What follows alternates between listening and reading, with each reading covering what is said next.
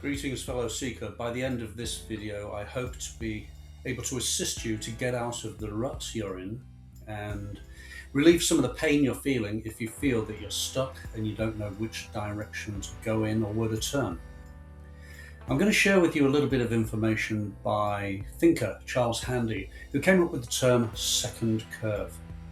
Second curve. The advantage of Handy's approach is that it means you can take what you have going for you now, and use that as your raw material for change. Often we find ourselves in a hole and we tend to keep digging. Handy's approach is to stop digging before you reach rock bottom and to anticipate the need for change before the actual need for change happens.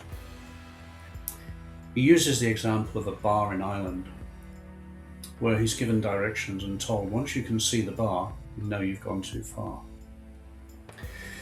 Truth of the matter is, often, not only can we see the bar, we tend to go into the bar and then we go and sit down and have a drink in there, and by then, it's all over, rover.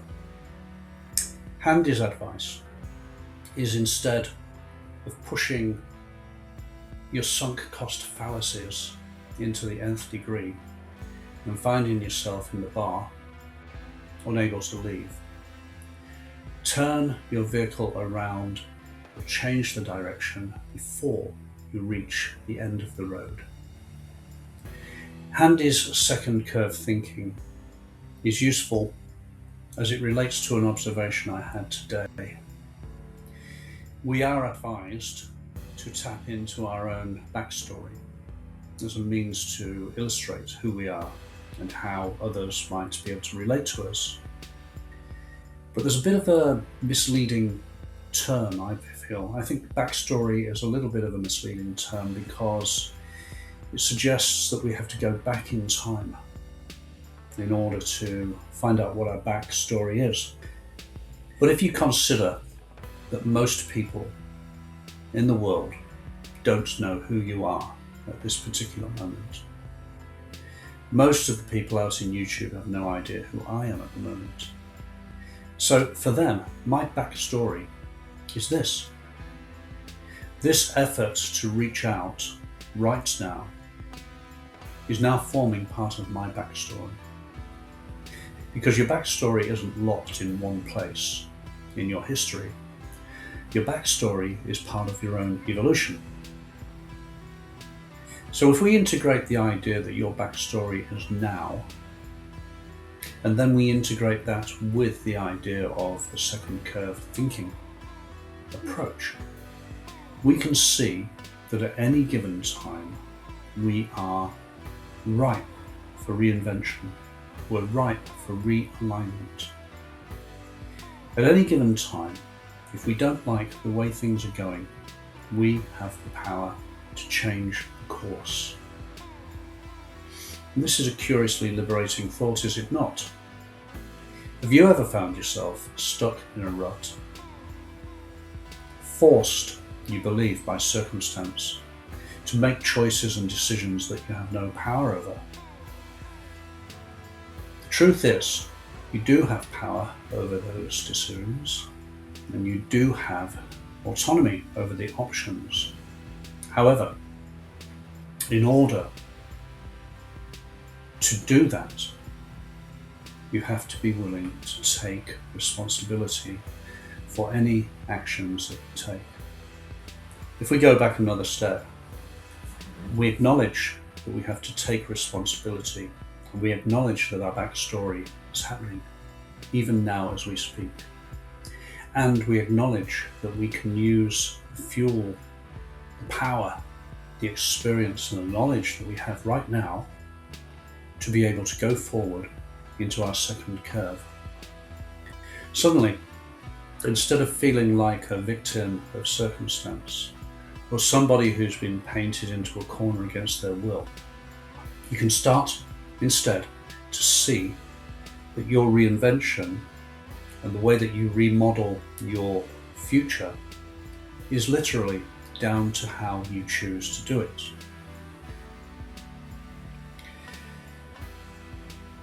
using what works is the first best way for you to be able to make a change. And of course, we know that the personal development industry is full of advice about reinvention, rewriting the script. Yes, indeed, by all means, reinvent, rewrite the script.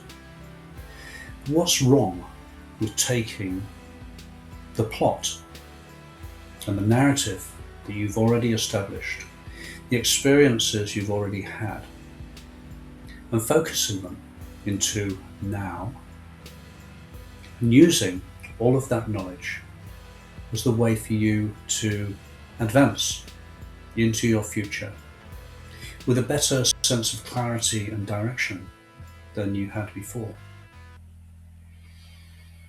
I'd like to invite you to consider the idea that until you have clarity about your own experiences and how they got you here, and until you can see that how you got to where you are is in part of the strength, it's part of the system of things that did not destroy you. Once you can see that what got you to here and the experiences of knowledge that you have are the fuel that you require to go forward, you can start to disengage from stuff that doesn't work for you. You can start to focus, strictly speaking, on only what works.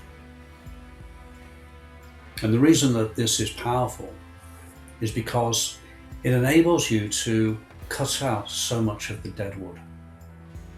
Instead of wading through treacle and trying to get ahead against the wind and against all of the limitations that you've built around yourself, don't you think it would be a better idea to take stock and to look at the things that are limiting you and shed them, put them to one side, park them, burn them, stab them under your heel? Use the good stuff, the good experience, the good knowledge, which you've accumulated through hard-won experience actually. Use that and start to formulate your second curve now. There's any number of ways that you can do this, of course. I'm not going to suggest that you turn your back on relationships. Many of the online gurus do. They talk in terms of if somebody isn't serving you, then you should cut your ties with them. Personally, I think that you're experienced enough and wise enough to know how much of your effort and energy you should distribute into people who aren't helping you. I certainly wouldn't ask you to sabotage any relationship, because that's not my job. It's certainly not my responsibility. What I would do, though, is suggest that you take careful stock of what it is that's working for you, and then put your emphasis on the things that are working for you, and use that energy and that vitality to plot your course forward into your second curve.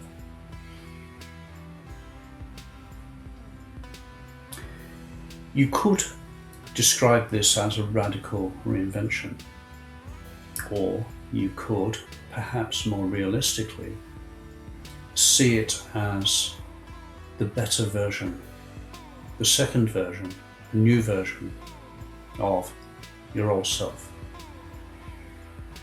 Don't throw away and disregard the stuff you've learned, and don't sacrifice hard-earned experience and knowledge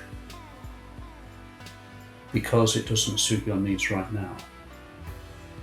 Draw from those things in order to provide you with the momentum you need to be able to take off. Of course, an aeroplane takes off against the wind, and sometimes we as people have to do similarly. And of course, the opposing winds are the naysayers, doom scrollers, the negative people. If you're consuming various kinds of media and that media doesn't really reflect who you are, or tries to promote views and ideas that don't really mesh with yours, you have to acknowledge that just because you think in a certain way doesn't follow that everybody else does. And at the same time, you have to be aware that you don't have to consume this stuff. It's sometimes the negative things that are happening and have happened can be used as fuel because they create dark energy and they provide a dark energy within yourself. I would suggest that you draw on that dark energy. I'm not suggesting that you spread the dark energy or you inflict it on anybody. But as a thinking being, and as an evolutionarily evolved person, you have to be aware that the stresses and traumas, insecurities and fears and paranoias that make up so much of your DNA and your mentality, they're there for a reason.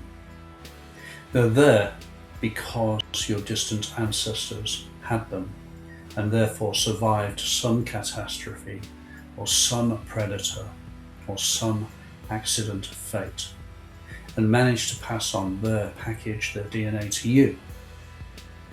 You are the sum total of all of those forebearers who each experienced their own stresses, traumas and problems. And each time they experienced those things, they loaded into you certain characteristics and certain neurons, shall we say. The neurons are the firing in your mind and your brain, and the way that you respond and react to threats, that is all built into you by evolution. Why not accept that and use it as the fuel you require to draw from the dark energy which has enabled you and your forebears to exist and survive. So for your second curve, and for your next phase, I strongly advise you to use what works. You also need to be able to apply critical thought in order to discard what does not work. Draw enough dark energy to enable you to go forward with a certain amount of certainty and courage. Be prepared to discard things that do not serve you. And by the same token, be prepared to discard things which you feel, in all honesty, you cannot serve anymore. You don't have to make a big song and dance about it. All you have to do is simply choose your direction, put one foot in front of the other, and embrace the second curve. Don't get into a sunk cost fallacy and believe that because you've invested so much time, effort and energy into something which is not working, that if you keep doing the same thing, somehow it's going to start working for you. The evidence suggests that this thing or these things that are not working for you are never going to work for you. So what can you draw from them to your advantage? You can draw to your advantage several features and factors of things that don't work. You can know what situations to avoid. You can know which conversations to disengage from. You can know how to limit time and access to people who may be a negative influence. You can evaluate and know what your triggers are. You can work out what drives you emotionally, whether it is good or bad. But most importantly, you can synthesize the sum total of these things and use it to create a certain dark energy which will keep you going. I'm not talking about motivation. Motivation is a flash in the pan characteristic. It's overrated. I'm talking about discipline, decisiveness. I'm talking about consistency. Kinds of efforts and actions that create a compounded, exponential growth in your own spirit and your own outlook. If I may also suggest, when you embrace your second curve, once you've taken stock of what hasn't worked and you've come to terms with the dark energy inside yourself and how you can use that, I would like to suggest that you engage in over-delivery. Make it your duty to yourself to over-deliver at least once a day to somebody else. You may be surprised what a positive impact that has on you and your life as you engage and start your second curve journey. You see, a second curve journey intrinsically cannot be a simple replica of your first curve journey. Certain attitudinal changes are going to be required. And the best, greatest attitudinal change I can suggest to you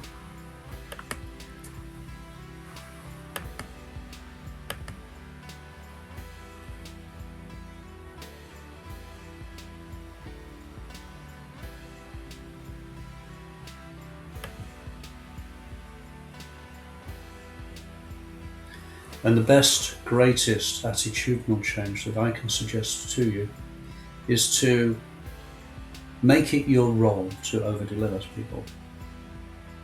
It sounds like generosity, doesn't it? But if you look at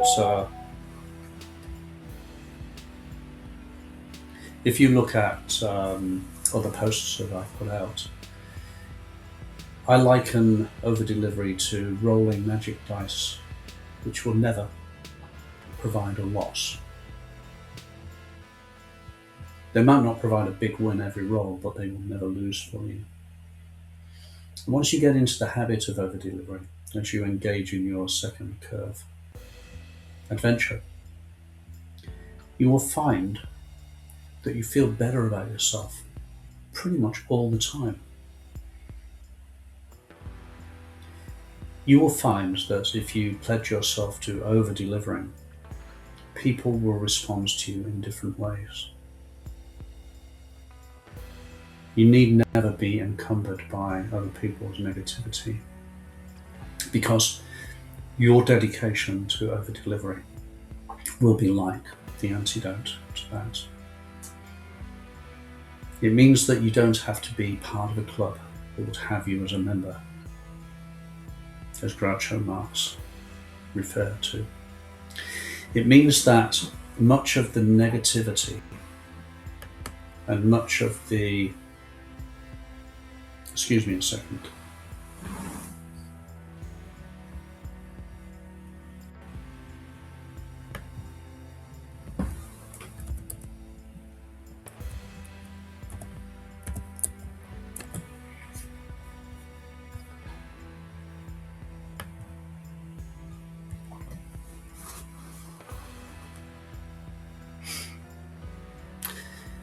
It means that much of the negativity and the dead weight and unnecessary ballast that other people carry with them can be playfully, happily disregarded.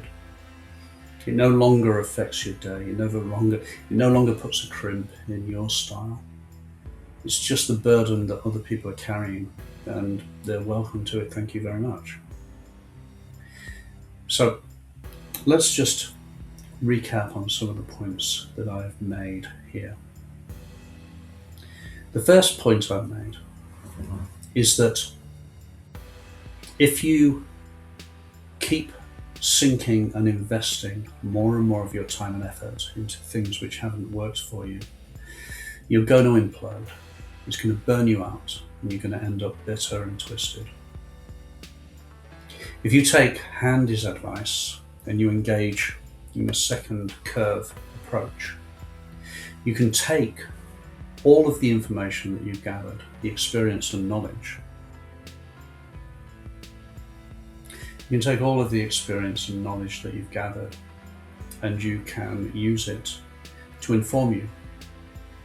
You can draw from the bad stuff and create your own dark energy, which will be like rocket fuel for you. And then you can engage on that journey of discovery, a second curve, knowing that you've discarded stuff that doesn't work for you, and knowing that you're embracing good stuff, the stuff that does work.